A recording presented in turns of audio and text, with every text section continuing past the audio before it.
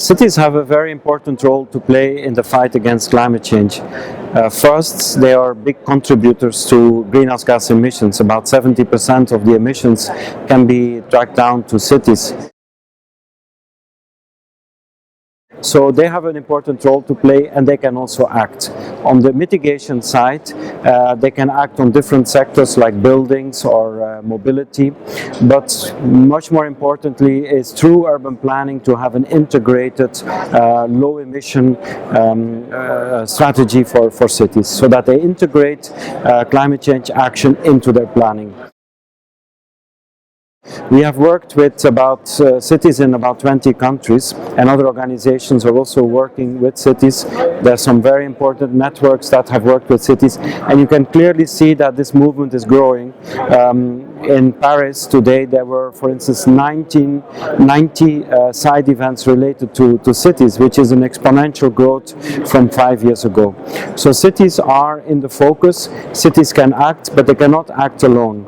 Cities need a good framework at the international level, and also cities need very good national frameworks for canalizing their action.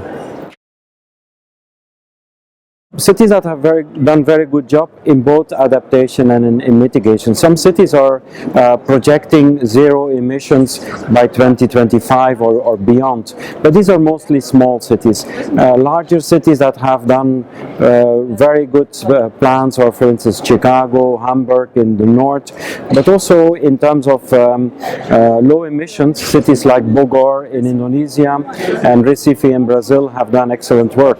In terms of adaptation, I would think more about cities like in the Philippines that have done very good adaptation plans, or cities in Mozambique or in Senegal are also picking up these issues. Of course, there are some mitigation actions that have a positive adaptation impact, and the other way around. One of the good examples, I think, is the urban heat island.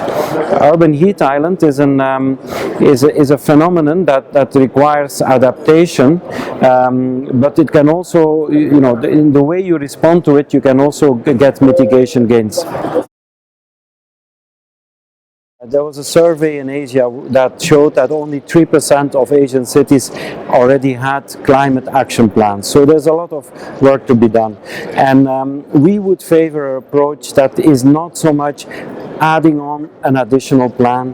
In some cases that can be useful because it can focus attention, but much more importantly is to include climate change action, both mitigation and adaptation, in all the aspects of the city work. That is, somebody is advising the mayor or the chief executive on which parts of their action can be improved, can be made climate resilient. And this goes from education sector, from transport sector, from the building sector, health sector, and so on, depending on the context.